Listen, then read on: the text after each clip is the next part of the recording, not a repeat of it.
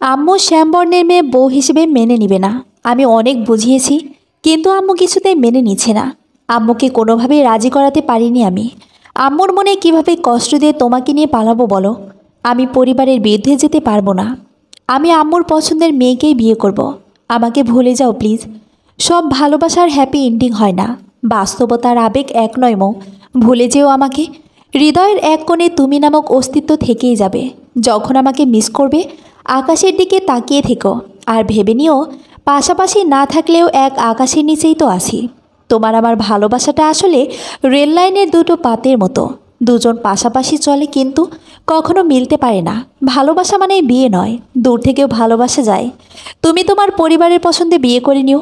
ভালোবাসা মানে দুটি মনের মিলনের পাশাপাশি দুটি পরিবারের মিলনও বটে। ক্ষমা করে দিও আমাকে প্লিজ, আর নতুন জীবনে ভালো থেকো। ইতি আহিন। চিঠিটা পড়ে হাত পা কাঁপাকাঁপি শুরু করলো ময়ের। সন্ধ্যায় তাকে পাত্রপক্ষ দেখতে আসবে। আজ তার প্রেমিকের সাথে পালিয়ে যাবার কথা, অথচ আজ তার 4 বছরের ভালোবাসার মানুষটা মাঝ রাস্তায় ছেড়ে দিয়ে চলে গেল। বাসা থেকে ব্যাগপত্র খুব গুছিয়ে নিয়ে এসেছে। এখন কি করবে সে? এতক্ষণে হয়তো বাসা থেকে খোঁজাখুঁজি শুরু করে দিয়েছে। কিভাবে বা বাসায় ফিরে যাব?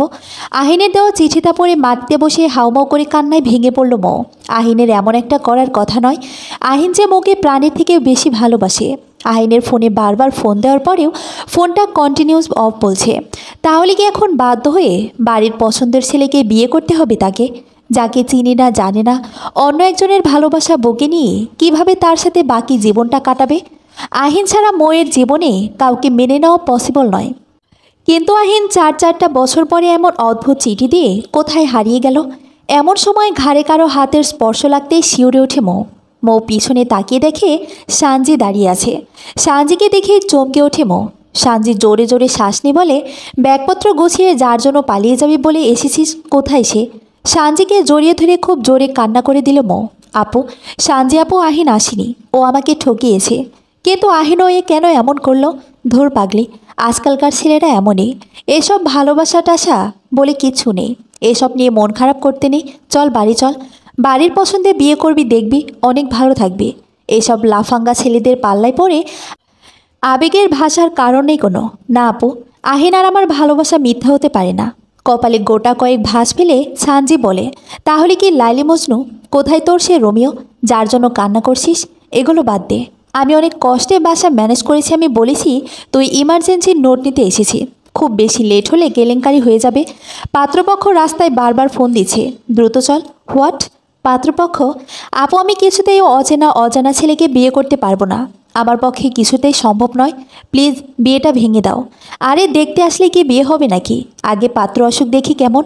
আগে দেখতে তো দে। দেখো আপু, তুমি যেটাই বলো না কেন, আমি আহিনের মুখোমুখি না হয়ে কিছুতেই অন্য একটা মানুষকে বিয়ে করতে পারবো না। দেখো মো, দেখা গেল একদিন এটা বলি, ভাগ্যিস আহিন সেদিন এসেছিল না, না হলে এত ভালো বর পেতামই না। এখন চল, আগে বাসায় যেতে হবে, কুইক। সানজি আর মৌ চুপি চুপি বাসায় ঢুকলো। বাসার সবাই রান্নাবান্না ঘর গোছানোতে বিজি। পুরো বাড়ির রান্নার ঘ্রাণে মোমো করছে। চারিদিকে সবাই ছোটাছুটি করছে। কয়েক রকমের নাস্তায় রেডি করা হয়েছে। বাজ খায় গলায় বলে উঠল, মৌয়ের আম্মু, আজ তোর কিসের নোটস আনতে হচ্ছিল মৌ? সারা বছর তোর মাথার দিব্যি দিয়েই বই পড়াতে পারি না, আর রাতে গরজ কাহিনী কি? অন্য মতলব ছিল নাকি? সারা বছর যদি তোমার এত গরজ দেখতাম তাহলে তো ধন্য হতাম। সবসময় ঝামেলা না করলে হয় না, তাই না? পাত্রপক্ষ এসে যদি দেখতো তুমি বাসায় নেই, তাহলে কি ভাবতো তারা? আম্মুর কথার কোনো উত্তর দিল না মৌ, কারণ তার মনের অবস্থা উত্তর দেওয়ার মতো ছিল না। এমন সময় সানজি বলে, আহা কাকিমা, তুমি আজও মৌকে বকা বকা করছো কেন? ও সত্যি নোটস আনতে গেছিল, আমি সাক্ষী আছি। হ্যাঁ, তুই তো ওর উকিল। যা, দ্রুত রেডি করিয়ে দে। ম্যাজেন্টা কালারের শাড়ির সাথে ম্যাচিং গহনা সহ লিপস্টিক পরিয়ে দিল সানজি মৌকে। 5 ফিট 2 হাইটের মতো মৌ, দেখতে বেশ পিচি পিচি লাগে। দেখে বোঝাই যায় না স্কুল কলেজ পেরিয়ে ভার্সিটিতে পা রেখেছে। গোল গোল স্লিল ফিগারের মেয়ে, শাড়িতে বেশ ভালোই মানিয়েছে। বাইরে হইচই হচ্ছে, মানে পাত্রপক্ষ এসে পড়েছে। মৌ সানজিকে বলে, আমাকে বৃষ্টি করে সাজিয়ে দাও প্লিজ, যাতে ভূতের মতো লাগে, ওদের কোনো পছন্দ না হয়। যদি থাকে নসিবে, কেউ পারবে না আটকাতে, বুঝলে গাধি। পাত্রপক্ষ বসে আছে ড্রয়িং রুমে, সোফায় বসেছে তারা। ছেলের মা বাবা, মামা মামি আর ছেলে এসেছে মৌকে দেখতে। মৌয়ের আম্মু মেয়েকে আনতে গেলেন পাত্রপক্ষের সামনে নেওয়ার জন্য। মেয়েকে শেখাতে শেখাতে আনলেন। শোনো, ওদের সামনে গিয়ে সালাম দিবে আগে, বুঝেছো? মৌ মায়ের কাছে অনুরোধ করলো, আম্মু প্লিজ, আমি এখন বিয়ে করতে চাই না। আমি মাত্র ইন্টার পাস পড়েছি। আমার কি বিয়ের বয়স হয়েছে? আমি লেখাপড়া করতে চাই, আমি জব করতে চাই। প্লিজ আম্মু। একদম চুপ। তোমাকে লেখাপড়া বাদ দিতে কে বলেছে? আমরা সব ধরনের কথাবার্তা বলে নিয়েছি, আর এমন ছেলের হাতে তুলে দিচ্ছি, শুধু তুমি না, তোমার ঘালে লেখাপড়া করবে। সাঞ্জে উকি মেরে পাত্রকে দেখার চেষ্টা করলো। কালো প্যান্ট, কালো ব্লেজার, মুখে খোঁচে খোঁচে দাড়ি, হাতে ব্র্যান্ডের ঘড়ি, ঠোঁট চারপাশ হালকা কালোর মাঝে গোলাপি আভা। সোফায় বসে এক নজরে ফোন স্ক্রল করে চলেছে। সুদর্শন এক যুবক, মনে হচ্ছে এটাই পাত্র। সাঞ্জে এক লাফ দিয়ে উঠে বলে, মৌ, রণবীর কাপড় এসেছে তোকে দেখতে। যদি ছেলেটাকে দেখতি না, ওই আহিন ফাইনকে ভুলে যেতি। ইস, কি হ্যান্ডসাম দেখতে। আয়, তোকে আরেকটু সাজিয়ে দিই, যাতে দেখেই পছন্দ হয়ে যায়। ভ্রুকুচকে তাকিয়ে বলে, মৌ, ওসব রণবীর কাপড় চায় না আমার, আমি এই বিয়ে ভাঙতে চাই ব্যাস। এমন সময় মা কাকিরা সবাই মৌকে পাত্রপক্ষের সামনে নিয়ে গেল। মৌ গিয়ে সালাম দিল, তারাও সালামের উত্তর দিল। কিছুক্ষণ কথা বলার পর দুই ফ্যামিলির সবাই বাইরে গিয়ে বলে, তোমরা নিজেদের মাঝে একটু কথা বলো। সবাই বাইরে যেতেই মৌ খুব ব্যস্ততার সাথে বলে, দেখুন, সোজাসাপটা বলে দিচ্ছি, আমার রিলেশন আছে, আর আমি তাকে ভালোবাসি। আমি তাকে ছাড়া অন্য কাউকে বিয়ে করতে পারবো না। আমাকে যদি বিয়ে করেন, তাহলে আপনাকে অন্য কারো প্রেমিকাকে বিয়ে করতে হবে। আর বুঝেন তো, রিলেশন থাকলে অনেক কিছুই আজকাল আমারও হয়েছে। আই থিঙ্ক আপনি ক্লিয়ার হতে পেরেছেন। মৌয়ের সামনে সুঠাম দেহের অধিকারী এক যুবক বসে আছে, মুখে কোনো কথা নেই। মৌ বিরক্ত হয়ে বলে, এ কি, আপনি ফোনের দিকে তাকিয়ে আছেন যে? হ্যালো, কানে কি কম শুনতে পান? আমি কিছু বলছি আপনাকে। ফোনটা প্যান্টের পকেটে গুজে উঠে দাঁড়ালো ছেলেটি। এক পা থেকে আরেক পায়ের দূরত্ব কিছুটা ফাঁকা। এক হাত প্যান্টের পকেটে গুজে ভ্রুকুচকে দাঁড়িয়ে আর এক হাত দিয়ে চুল ঠিক করতে করতে বলে, আপনাকে আমি যখন বলেছি যে আমি আপনার কথা শুনতে পাইনি, তাহলে কোনো উত্তর দিচ্ছেন না যে? ভ্যালুলেস কথার কি উত্তর দেব? ভ্যালুলেস মানে আপনার সারা জীবনের ব্যাপার, আর এটাকে আপনি ভ্যালুলেস বলছেন? তো এটা কি সিরিয়াস ইস্যু?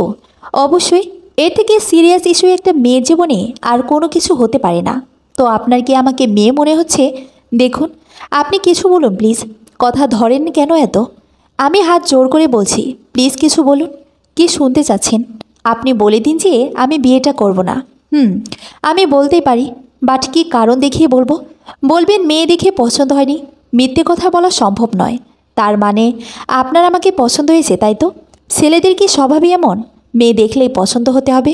সিরিয়াসলি, ছেলেরা পারেও বটে, মেয়ে দেখলেই তারা না বলতে পারে না।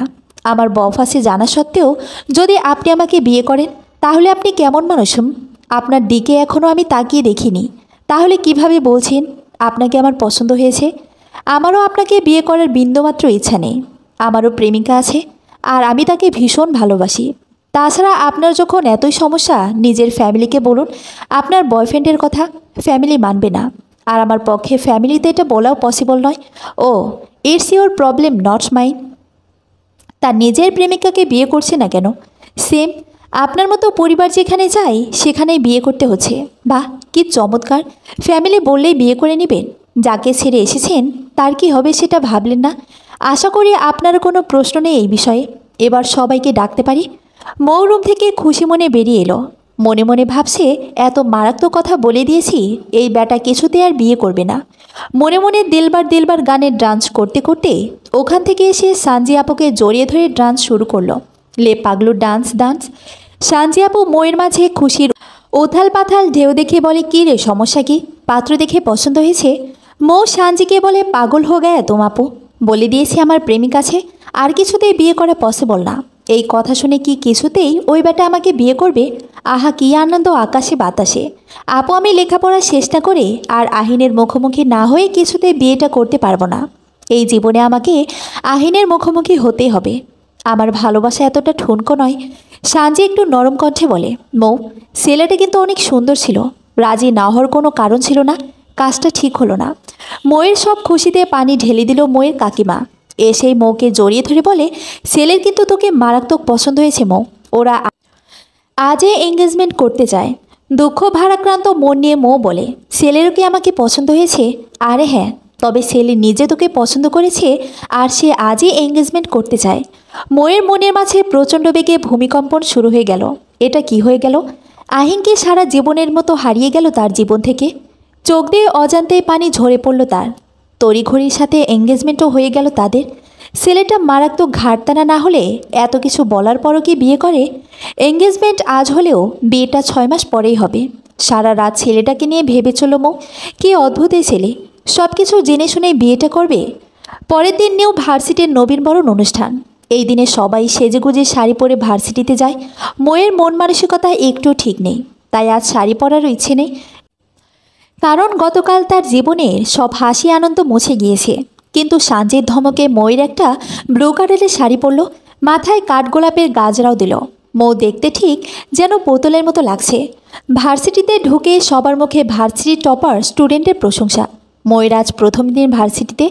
ছেলেটাকে যার এত প্রশংসা দেখার খুব আগ্রহ জন্ম দিল ময়ের। সাঞ্জে বলে যায়, বলিস ময়ের গতকালের ছেলেটা কিন্তু মারাত্মক সুন্দর ছিল, আমারও বেশ পছন্দ হয়েছে। নাম্বার আছে থাকলে দে, ফোন দিয়ে এখানে আসতে বলি।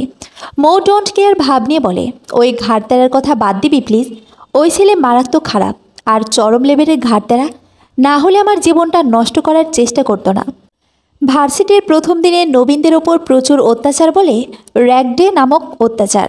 এটা নাকি প্রবীণদের অধিকার নবীনদের ওপর। কথাটা আহিন বলেছিল মৌকে। মাত্র একটা দিনের ব্যবধানে হারিয়ে গিয়েছে আহিন মৌয়ের জীবন থেকে। ফোনের লক গ্যালারি খুলে আহিনের পিকচার দেখে মৌ বারবার আহিনের নাম্বারে ট্রাই করেই যাচ্ছে। কোনোভাবেই আহিনের নাম্বারে ফোন যাচ্ছে না। কাউকে ভালোবাসলে একটা সেকেন্ড কথা না বলে মনে হয় কত শত যুগ হয়ে গিয়েছে, সেখানে আহিন তার শেষ চিঠিটা দিয়ে চলে গিয়েছে। মৌ এক সেকেন্ডটা যেন 1000 বছরের মতো পার হচ্ছে। হঠাৎ মৌ তাকিয়ে দেখে একটা ছেলেকে কান ধরে ওঠবোস করাচ্ছে সিনিয়র ভাইরা। এত মানুষের সামনে কান ধরে ওঠবোস করার মতো লজ্জা এই দুনিয়াতে নেই।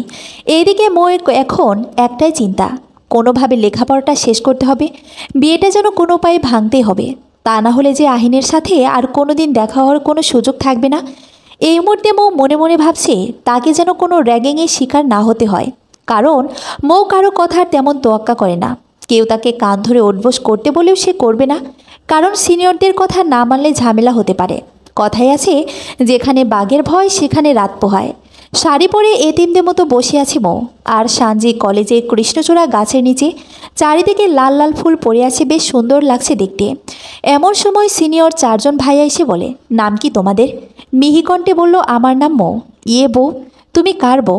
কথাটা শুনে মারাত্মক রাগ হওয়া সত্ত্বেও কাউকে চিনে না জানে না, তাই চুপ হয়ে আছে মৌ। হয়তো তারা সিনিয়র, তাই আরও বেশি চুপ হয়ে আছে। ছেলেটি আবারও বলে, আচ্ছা বউ, এই মুহূর্তে ধরে নাও তুমি আমার বউ। এখন আমার বউয়ের কণ্ঠে একটা গান শুনতে ইচ্ছা করছে। মৌ অসহায়ভাবে তাকিয়ে বলল, ভাইয়া আমি ভালো গান পারি না, ওকে তাহলে নাচ করো। মৌ এতিম এতিম মুখ করে বলল, ভাইয়া আমি কিভাবে নাচবো, এসব তো পারিই না। শোনো, আমাদের কথা না শুনলে প্রিন্সিপাল কিন্তু ঘাড় ধরে ভার্সিটি থেকে বের করে দিবে। ফটাফট যেমন পারো ডান্স শুরু করো। জর্জের শাড়ি পরে কীভাবে নাচবো মৌ ভেবে পাচ্ছি না। এমনিতে শাড়ি পরার অভ্যেস নেই, কারো কথা শুনে কোনো কাজ করার অভ্যেস নেই তার। এমনিতে সামনে বিয়ে, এখন আবার ভার্সিটি থেকে বের করে দিলে আর কোনো অপশন থাকবে না। বিয়ে করে সারা জীবন ওই ঘাটতেরার ঘরের বাসনই মাজতে হবে। কয়েক গাদা গালিগালাজ মনে মনে করে নাচ শুরু করলো আর ছেলেগুলো ভিডিও করছে। নাচছে সেটা ঠিক আছে, কিন্তু ওনাদের ভিডিও করাটা ময়ের মোটেও পছন্দ হচ্ছে না। এদিকে শাড়িটাও এলোমেলো হয়ে আছে। এমন সময় একজন এসে বলে, ভাই আরশ ভাই আসছে এদিকে। আরশের নাম শুনতেই ছেলেগুলো যেন ভয়ে পালালো। 1 মিনিটও আর দাঁড়ালো না। কি আছে এই আরশের মাঝে, যার নাম শুনতেই বিপদ পালিয়ে যায়? সাঞ্জি বড় বড় কয়েকটা নিঃশ্বাস দিয়ে বলে, উফ বাঁচলাম এই আরশের উচিলায়। এই অসভ্য ছেলেগুলোর একটা ব্যবস্থা না করলে নয়। মৌ বলে, আপু এই প্রথম আমি কারো কথা চুপ করে শুনলাম। রাগ হচ্ছিল প্রচুর, তবুও চুপ ছিলাম কেন? যেন কোনো ওই ঘাটতারের জন্য। এখন যদি ভার্সিটি থেকে বের করে দেয় খুব সমস্যায় পড়ে যাব। আরে মৌ, আমি পিকচার তুলে রেখেছি ছেলেগুলোর। এই কলেজের টপার স্টুডেন্ট আরশকে দেখিয়ে বলবো ছেলেগুলোর ব্যবস্থা করতে, আর বলবো আমার এই পুচকি বোনটার সেলফির ব্যবস্থা করতে। আমি কি ওই আরশ ভাইয়ের বউ নাকি? উনি আমার সেফটির দায়িত্ব নেবেন। ভুলেও অন্য কারো বউ হওয়ার কথা ভাবিস না মৌ। অলরেডি একজনের সাথে এঙ্গেজ তুই, তার আগেই আহিনের সাথে পালিয়ে যাব আমি। আহিন আসবে আপু, ঠিকই আসবে। আমার বিয়ের আগেও ঠিকই আসবে। হিরোর এন্ট্রি টাইমলি হয়। তবে আপু এই ভার্সিটির আরশের প্রতি নাকি মেয়েদের অনেক উইকনেস আছে। আর শুনেছি মানুষ হিসেবে অনেক ভালো উনি, তবে প্রচুর মারামারি করেন। কথায় কথায় মানুষের গায়ে হাত তোলার মারাত্মক একটা অভ্যাস ওনার আছে। যেই অসভ্যতা করে সেই অধম কেরানি খেয়েছে ওনার হাতে। মানুষের কাছে উনি বটগাছের ছায়ার মতো। আবার শুনেছি খুবই হ্যান্ডসাম। নিজের গপ ছাড়া কারোর প্রতি উইকনেস ওনার নেই। ওনার গফও আছে। মারাত্মক একটা ছ্যাঁকা খেলাম রে, নইলে ওনাকেই প্রপোজটা করে ফেলতাম। দুজনে খানিকটা হাসাহাসি করে নিল। ভার্সিটিতে বেশ মানুষের সরাগম। বাইরে থেকেও অনেক মানুষ এসেছে। মানুষের ভিড়ে কার নখের আঁচড় লেগে বুকে খানিকটা কেটে রক্ত গড়িয়ে পড়ল। স্লিম শ্যামবর্ণের একটা ছেলে দাঁড়িয়ে আছে মোয়ের দিকে। মোয়ের হাতে একটা চিরকুট দিয়ে বলে, এটা আপনাকে একজন দিয়েছে। চিরকুটটা খুলে দেখলো লেখা আছে, মেয়েদের কমন রুমে যাও, ওখানে আয়নার সামনে মলম রাখা আছে। আমার হাতে কেটে গিয়েছে তোমার বুক। সরি, আমি বুঝতে পারিনি। আর তোমার শাড়ি এমনভাবে পরে আছো কেন? মানুষ কিভাবে তাকাচ্ছে তুমি খেয়াল করনি? আমি জানি তুমি খুবই ভালো চরিত্রের একটি মেয়ে, কিন্তু খেয়াল করে দেখো, পাতলা শাড়ির আবরণে ব্লাউজের বোতামগুলো দেখা যাচ্ছে, পেট কোমর সবই দেখা যাচ্ছে। প্লিজ একটু ঠিক করে নাও। মানুষ যদি এভাবে দেখে তোমার জন্য, নির্দিষ্ট সেই মানুষটার তো কষ্ট হবে, তাই না? বাহ, এত সুন্দর করে সাজিয়ে গুছিয়ে লেখা মানুষটাকে। মোয়ের শুভাকাঙ্ক্ষী ছাড়া এত বড় উপকার কারো পক্ষে করা সম্ভব নয়। মৌ নিজের দিকে তাকিয়ে দেখে তার বেহাল অবস্থা। জর্জের শাড়িতে তার শরীরের সব কিছুই বোঝা যাচ্ছে। মৌ সানজির হাত চেপে ধরে বলে, সানজি আপু প্লিজ কমন রুমে চলো। সানজি ফিসফিস করে বলে, কি হয়েছে? আমার দিকে তাকিয়ে দেখো কি অবস্থা। সবাই বাজেভাবে দেখছে। সানজি আর মৌ কমন রুমে গিয়ে অবাক হয়ে যায়। সত্যি একটা মলম রাখা আছে। কে এমন সেই মানুষটা যে এতটা যত্ন নিয়ে মলম রেখে গিয়েছে? ময়ের শাড়িটা সুন্দরভাবে গায়ে জড়িয়ে সেফটি পিন লাগিয়ে নিল। আর সানজিও সাহায্য করলো। কমন রুম থেকে বেরিয়ে মৌ বলে, সানজি আপু ওই অসভ্য ছেলেগুলোর জন্য আজ আমার এমন দশা। ওদের টাইট দিতেই হবে। তার জন্য আরশ ভাইয়াকে খুঁজে বের করতে হবে। একমাত্র আরশ ভাইয়া পারবে ওই ছেলেদের টাইট দিতে। সানজি বলে, একদম ঠিক বলেছিস, চল এবার মিশন আরশ। কে এই আরশ? পুরা ভার্সিটির রাজকুমার। চল এবার তাকে খুঁজে বিশাল একটা নালিশ দিয়ে আসি। আজ আরশ ভাইয়া নাকি ভাষণ দিবেন। সবাই মারাত্মক এক্সাইটেড। কে আছে এই আরশের মাঝে? যা থাকবে থাক। ময়ের আর সানজির উদ্দেশ্যে তার কাছে নালিশ দেওয়া। কয়েকজনের কাছে ওরা জিজ্ঞেস করলো আরশ ভাই কোথায়। তারা উত্তর দিল ক্যান্টিনে বসে চা খাচ্ছে। সানজি বলল, দেখুন মারাত্মক আকারে প্রয়োজন আরশ ভাইয়াকে, প্লিজ একটু ডেকে দিবেন। তখন একটা ছেলে বলে, আরশ ভাইয়া একটা ছেলেকে উদম কেলানি দিচ্ছে, এখন ডাকলে উনি বিরক্ত হবেন। ময়ের বুক কাঁপছে শুনে উনি কেন মারছেন কাহিনী কি? ছেলেটি বলে, একটা মেয়েকে বিরক্ত করেছে, কয়েকটা ছেলে তাদেরই মারছে। কথাটা শুনে মৌ আর সানজি লাফিয়ে ওঠে। তাহলে আরশের থেকে তারা নিশ্চিত সাহায্য পাবে। মৌ ছেলেটিকে বলে, ভাইয়া প্লিজ আরশ ভাইয়াকে বলুন না, আমিও সেম সমস্যায় পড়েছি। উনি আমায় সাহায্য করলে তবে আমি এখানে লেখাপড়া করতে পারবো। ছেলেটি বলে, আপু আপনি এখানে অপেক্ষা করুন, ভাইয়াকে বলছি আমি। মৌ আর সানজি পায়চারি করেই চলেছে। যে ছেলেটা যাচ্ছে তাকেই মনে মনে আরশ ভাবছে। কোন ছেলেটা আরশ হতে পারে মৌ সেই চিন্তাই করছে। আরশকে নিয়ে ওদের সব চিন্তা ভাবনাতে জল ঢেলে দিল সুদর্শন এক যুবক। মৌ আপাদমস্তক তাকিয়ে ভ্যাবাচাকা খেয়ে গেল। এমন কিছুর জন্য সে মোটেও প্রস্তুত ছিল না। পায়ে কালো বোট জুতা, পরনে কালো জিন্স, গায়ে অ্যাশ কালারের শার্ট, হাতা দুইটা গোটানো আছে, হাতে ব্যান্ডের ঘড়ি, ফর্সা গালে খোঁচা খোঁচা দাড়ি, ইয়ার লম্বা দেখতে ছেলেটি আর কেউ নয়, গতকাল এঙ্গেজমেন্ট হয়ে যাওয়া ছেলেটি। মৌয়ের সামনে দাঁড়িয়ে আছে দুই প্যান্টের পকেটে দুই হাত গুজে, কপালে নাকে ঘামের ফোঁটা ফোঁটা লেগে আছে। ছেলেটি ভ্রু কুচকে তাকিয়ে আছে মৌয়ের দিকে। কি সমস্যা? কি বয়ফ্রেন্ডের জন্য অপেক্ষা করছিলেন বুঝি? কে বয়ফ্রেন্ড? আর আপনি এখানে কেন? এই যে আমার হবু বউকে দেখতে এসেছি। আমি অনেক কেয়ারিং তার প্রতি। সে কোথায় যাচ্ছে না যাচ্ছে সেগুলোই দেখছিলাম। এক কথায় তাকে ফলো করছি আমি। মৌ বিরক্তি নিয়ে তাকিয়ে কিছু বলতে যাবে, ঠিক তখনই ছেলেটি বলে, এক মিনিট, আপনি এতটা বিরক্তি নিয়ে আছেন কেন? এত সময় এগুলোই তো শুনতে চাচ্ছিলেন, তাই না?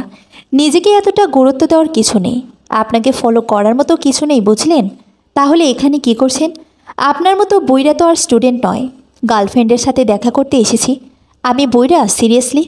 পাগলে কিনা বলে আর ছাগলে কিনা খায়। দেখুন আপনি এখান থেকে যান প্লিজ। একজন আসবে, আমার তার হেল্প চাই। ভ্রু নাচিয়ে হবুর বর বলে, কে আসবে? আরশ ভাইয়া। আরশকে আপনার বয়ফ্রেন্ড? দেখুন বাড়াবাড়ির লিমিট আছে। ওকে চলুন, ক্যান্টিনে বসে আরশ আসলে ওখানেই আসবে। আপনাকে ক্লান্ত লাগছে, ঠান্ডা কিছু খেলে ক্লান্তি কমে যাবে। তাছাড়া সাথে আপনার বোনও আছে। এদিকে সাঞ্জি ও মৌয়ের হাত ধরে টিপ মেরে বলে, চল, না গেলে বাড়িতে নালিশ দিতে পারে, একটা ঝামেলা হবে। ক্যান্টিনে বসে আছে মৌয়ের হবু বর মৌ আর সাঞ্জি। মৌ মারাত্মক বিরক্তি নিয়ে বসে আছে। সে যেন কোনোভাবেই তার বিয়ে ঠিক হওয়া মানুষটাকে সহ্য করতে পারছে না। মৌয়ের মুখে চোখে প্রচুর ঘাম আর অস্থিরতা। তার একমাত্র কারণ কিছুক্ষণ আগের ছেলেগুলো। Cold coffee, noodles, biryani, cold drinks, pizza এসে হাজির হলো মৌয়ের সামনে। মৌয়ের মারাত্মক পছন্দের এগুলা, কিন্তু হবু বর দিয়েছে তাই খাবারের প্রতি লোভটা সামলিয়ে চুপ হয়ে বসে আছে। সাঞ্জির দিকে ছেলেটি কফি এগিয়ে দিল। সাঞ্জি ওদের মাঝে কাবাব মেয়ে হাড্ডি না হয়ে চুপচাপ বসে আসে একজন নীরব দর্শক হয়ে। ছেলেটি মৌকে বলে, কি হলো, আপনি কিছু নিচ্ছেন না যে? আমি জানি এগুলো সব আপনার ফেভারিট। অনেকটা ক্লান্তি আপনি নাচ করে, আমি জানি কফিটা নিন। নাচার সময় শাড়িটা ভালোভাবে সেফটিন দিয়ে ব্লাউজের সাথে লাগিয়ে নিতে হয়। তবে বেশ ভালো নাচেন কিন্তু আপনি। ছেলেটি ফোন স্ক্রল করছে আর নরম গলায় কথাগুলো বলছে। মৌ সন্দিহান দৃষ্টি নিয়ে বলে, আপনি কিভাবে জানলেন আমি নাচ করেছি? মৌ বিয়ে করতে যতই রাজি না থাকুক, কিন্তু সে এটা চায়নি যে বাইরের একটা মানুষ তাকে নিয়ে খারাপ কিছু ভাবুক। মনের মাঝে এমন একটা লাগছে তার ছেলেটিকে তাকে এমনই ফাউল ভাবছে যে সে যেখানে সেখানে ছেলেদের সামনে নেচে বেড়ায়। এমন পাতলা শাড়ি পরে বাইরে নাচাটাও ঠিক না। মৌ কোল্ড কফিটা নিয়ে হবু বরের দিকে এক পলক তাকিয়ে খুব নরম কণ্ঠে বলল, দেখুন, আমি এমন মেয়ে না। আমি নাচতে চাইনি, ওরা বলেছে না নাচলে প্রিন্সিপাল ভার্সিটি থেকে বের করে দিবেন। ভার্সিটি থেকে বের করে দিলে আমার তো আর লেখাপড়া হবে না, কিন্তু আমাকে যে পড়তে হবে। প্রথম দিন এসে যদি প্রিন্সিপাল আপনাকে বের করে দেন, তাহলে আম্মু আমাকে কয়েক টুকরো করে ফেলবে। তাই আমি এই কলেজের টপার স্টুডেন্ট আরুষ ভাইয়াকে খুঁজছিলাম। আসলে উনিও আমার বয়ফ্রেন্ড নন। ইনফ্যাক্ট আমি তাকে চিনিও না। শুনেছি ভার্সিটিতে আরুষ ভাইয়ের কথাই নাকি সব। ওনাকে সবাই খুব মানেন। তাই আমি চাইছিলাম ওই বাজে ছেলেগুলোর ব্যাপারটা ওনাকে জানাতে, যাতে ভবিষ্যতে আমার আর কোনো অসুবিধা না হয়। মৌয়ের কথাগুলো শুনে মৌয়ের হবু বর বলে, আরুষ ভাইয়া তো তাহলে ভেরি ইন্টারেস্টিং পারসন। আমিও তাকে দেখতে চাই। মৌ বলে, ছেলেগুলো খুব অসভ্যতা করেছে আমার সাথে। আর শুনেছি আরুষ ভাইয়াকে নাকি এখানের সবাই খুব ভয় পায়। তাই ওনার কাছে অভিযোগ দিতাম। তো তার জন্য অন্য একজনের কাছে নালিশ না দিয়ে নিজেই তো ছেলেগুলোর গালে পায়ের জুতা খুলে কয়েকটা মারতে পারতেন। আপনি কি পাগল? তাহলে চারদিকে নিউজ হয়ে যেত ১৯ বছরের এক তরুণীর নবীনবরণের দিনে রেপের শিকার। ভদ্রলোক প্যান্টের পকেটে ফোন গুজে সরাসরি মৌয়ের দিকে তাকিয়ে বলেন, অনেক গভীর চিন্তাধারা আপনার। কোথা থেকে কোথায় চলে গিয়েছেন? আই থিঙ্ক আরস তখন ঘাস কাটতো না, তাই না? আপনি যেভাবে আরসের নাম জপছেন, তার প্রতি কি আপনার বিন্দুমাত্র ভরসা নেই? আপনাকে কি মলেস্ট হতে দিত? আমার সিক্স সেন্স বলছে নিউজ পেপারে এটা উঠে যাবে। ১৯ বছরের একটা বাচ্চা মেয়েকে র্যাঙ্গিংয়ের অপরাধে আরস তাদের উদম কেলানে দিয়ে হসপিটালে সরকারি খাবার খাওয়ার ব্যবস্থা করে দিয়েছে। সিরিয়াসলি, কে দয়ালু আপনার আরস ভাইয়া, তাই না? সাঞ্জি আর মৌ দুজনের দিকে তাকিয়ে হা হয়ে আছে। মৌ ছেলেটিকে যেন তেন ভেবেছিল, কিন্তু এখন কথা বলে বুঝেছে ছেলেটা একেবারে জাতা নয়। দেখতে যতটা সুন্দর, কথাবার্তা ততটা স্মার্টলি বলে। নিশ্চয় অনেক শিক্ষিত হবে। বিয়ে করার আগ্রহ নেই বলে ছেলেটির দিকে ভালোভাবে তাকিয়ে দেখেনি, তার ব্যক্তিগত ব্যাপারেও কিছু জানা হয়নি। ছেলেটি মৌয়ের দিকে খাবারগুলো এগিয়ে দিয়ে বলে, নিন খানেগুলা, সকালে তো কিছুই খেয়ে আসেনি। আবারও সন্ধিহান মৌ, উনি কিভাবে জানলেন যে সে না খেয়ে এসেছে? এদিকে ক্ষুধাও লেগেছে প্রচুর। মৌ নিজের মতো খাচ্ছে। এমন সময় মৌয়ের ফোনটা টেবিলের নিচে পড়ে যায়। মৌ আর তার হবু বর দুজনেই ফোনটা তুলে যায়। ঠিক তখনই আচমকা মৌয়ের হবু বরের ঠোঁটের ছোঁয়ায় মৌয়ের কপালে চুমো হয়ে যায়। দুজনে খুব অস্বস্তিতে পড়ে। মৌ মারাত্মক লজ্জা পেয়ে যায়। এটা কি হলো? টেবিলের নিচে অনাকাঙ্ক্ষিতভাবে ঘটে যাওয়া ঘটনার সাক্ষী আর কেউ রইল না। মৌয়ের হবু বর হালকা কেশে নিয়ে বলে, ঠোঁটে মনে হয় ধাক্কা খেলাম কিছু একটার। আমি এখন উঠি। আরস তো এলো না, আমার একটু কাজ আছে, আবার দেখা হবে। প্রিন্সিপাল স্যার ডাকছেন আমায়। মৌ সাঞ্জিকে বলে, আপু, উনি কি এমন ইম্পর্টেন্ট ব্যক্তি বলো তো? প্রিন্সিপাল স্যার কেন ওনাকে ডাকবেন? কিছুক্ষণ পরে স্টেজে উঠে ভাষণ দিবেন আরস ভাইয়া। তারই অ্যানাউন্সমেন্ট চলছে। এতক্ষণে হয়তো সেই মহান ব্যক্তিটার দেখা পাওয়া যাবে। স্টেজে যখন আরস ভাইয়া উঠল, মৌ আর সাঞ্জি দুজনেই অবাক। তার হবু বরই আরস। সাঞ্জি আর মৌ দুজনের দিকে তাকিয়ে হতবাক। উনি আরস? মৌয়ের মুখের কথা যেন সব বিলীন হয়ে গেল। মৌ বলে, আপু, আমার না মাথা ঘোরাচ্ছে। এটা আমি কি দেখলাম? আর উনি এত ভালো মানুষ। আমার কাছে তো ওনাকে আমার লাইফের ভিলেন মনে হচ্ছিল। পুরা ভার্সিটি জুড়ে যার প্রশংসা, আমি তাকে এত খারাপ ভাবছিলাম। সাঞ্জি বলে, এই মৌ, এই ভার্সিটির হিরোই তোর হবু বর, এটা কি ভাবা যায়? মৌ বলে, আপু, আমি তো বাকরুদ্ধ হয়ে যাচ্ছি। এত ফেমাস একজন মানুষ নিজের প্রেমিকা রেখে আমাকে কেন বিয়ে করবেন? আমার মাঝে তো বিশেষ কিছু নেই। সানজি বলে, আরে ধুর, কোনো প্রেমিকা প্রেমিকা কিছু নেই, ইচ্ছা করে তোকে বলেছে দেখে নিস। এই পুরাম ভার্সিটিতে চল, খোঁজ লাগাই ওনার গফ।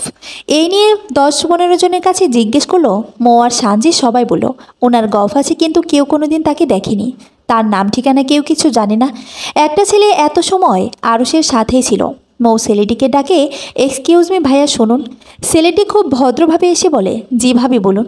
মৌ সন্ধ্যান দৃষ্টি নিয়ে ছেলেটির দিকে তাকিয়ে বলে, কাহিনী কি, কিসের ভাবি? জি ভাবি, ভাই বলেছেন আপনি তার হবু বর। আর বলেছেন তোদের ভাবির কাল এ ভার্সিটির প্রথম দিন। তোদের ভাবি খুব রাগী আর বাচ্চা একটি মেয়ে। কেউ যদি ওর দিকে ভুলেও তাকায় তার চোখ দুটো তুলে ফেলবে। কেউ কোনোভাবে যেন বিরক্ত করে না। কেউ কিছু বললে সোজা ভাইকে জানাতে বলেছেন। কিছুক্ষণ আগে কয়েকটা ছেলে আপনাকে বিরক্ত করেছিল, ভাই তাদের প্রচুর মেরেছে। তারা এখন হসপিটালে আছে। মৌ বলে, আচ্ছা, আপনাদের ভাই কি কোনো প্রেমিকা আছে? আছে ভাবি। ভাই তাকে প্রচুর ভালোবাসে। ভাইয়ের জীবনে সে ছাড়া আর কারো অস্তিত্ব নেই। আরশ ভাইয়া চাইলে সারাদিনে গার্লফ্রেন্ড চেঞ্জ করতে পারে। ভার্সিটির মেয়েরা তো সবাই উনি বলতে পাগল, কিন্তু উনি তো পাত্তা দেন না। ওনার গার্লফ্রেন্ড ছাড়া উনি কাউকে পাত্তা দেন না। আচ্ছা, কে সে প্রেমিকা? কেন ভাবি, আপনি জানেন না? না তো, সরি ভাবি, তাহলে আমি এ ব্যাপারে কিছু বলতে পারবো না। ভাই শুধু তার প্রেমিকার ব্যাপারে কাউকে কিছু বলেন না। এটা নাকি ওনার জীবনের সবথেকে গুরুত্বপূর্ণ অধ্যায়। আচ্ছা, কোনোদিন ছবি দেখেছেন? না, তবে ভাই সরাসরি দেখিয়েছেন। কেমন দেখতে? যেহেতু আমাদের ভাইয়ের পছন্দ, সেটা কি খারাপ হতে পারে? আচ্ছা ভাবি, ভাই ফোন দিচ্ছেন, এখন যান। মৌ আর সানজি দুজনের দিকে তাকিয়ে অবাক হয়ে যায়। সিরিয়াসলি ছেলেটা বড্ড অদ্ভুত। প্রেমিকাকে এতটা ভালোবাসার পরেও পরিবারের পছন্দে মৌয়ের মতো সাধারণ মেয়ে বিয়ে করছে। তাছাড়া মৌকে এতটা গুরুত্বই বা দিচ্ছে কেন? একদিন বিয়ে ঠিক হওয়ার সাথে সাথেই সবাইকে জানিয়ে দিয়েছে মৌ ওনার বউ। মৌ এবার আরও বেশি চিন্তায় পড়ে গেল। তার মানে উনি বিয়ে নিয়ে সিরিয়াস। বয়ফ্রেন্ড আছে যেন বিয়ে করবে। সবাই অনুষ্ঠানে বসে থাকলে মৌয়ের মন বসে না। এসব হাসি আনন্দ কোনো কিছুই ভালো লাগছে না তার। বড্ড বেশি আহিনকে মিস করছে সে। সেই ক্লাস 8-এ থাকতে আহিন প্রপোজ করেছিল মৌকে। হাজার হাজার চিঠি দিয়ে ইমপ্রেস করেছিল। পুরো একটা দিন মৌয়ের জন্য ঝড় বৃষ্টিতে দাঁড়িয়ে প্রচণ্ড ঠান্ডা লাগিয়েছিল। আহিনের পাগলের মতো ভালোবাসা দেখে মৌ তাকে ভালোবাসতে বাধ্য হয়েছিল। আহিনের সাথে তোলা হাজার হাজার সেলফি, রেস্টুরেন্টে বসে খাওয়া, আহিনের সাথে রাত দিন এক করে চেটিং করা কোনো কিছুই ভোলার মতো নয়। চোখ দিয়ে অজান্তেই পানি পড়ছে মৌ। কান্না আড়াল করতেই মানুষের মাঝ থেকে খানিকটা দূরে চলে আসা তার। 4-4টা বছর কম কথা নয়। এমন সময় আরও শেষে পাশে বসে একটা টিস্যু এগিয়ে দিয়ে বলে, চোখের পানিটা মুছে দিন, কাজলটা বিশ্রীভাবে লেপটে গিয়েছে। মৌ হঠাৎ কারো কণ্ঠ শুনে চমকে যায়। হাত দিয়ে চোখের পানি মুছে নিয়ে নাক টানতে টানতে বলে, এ কি আপনি এখানে? আকাশের দিকে কলার ঝাড়ি দিয়ে তাকিয়ে বলে, খোঁজ নিতে এলাম, আরশকে খুঁজে পেয়েছেন কিনা। আমাকে তখন কেন বললে না আপনি আরশ? আসলে ভার্সিটিতে আসার পরে বুঝতে পেরেছি আপনি মানুষটা অনেক ভালো।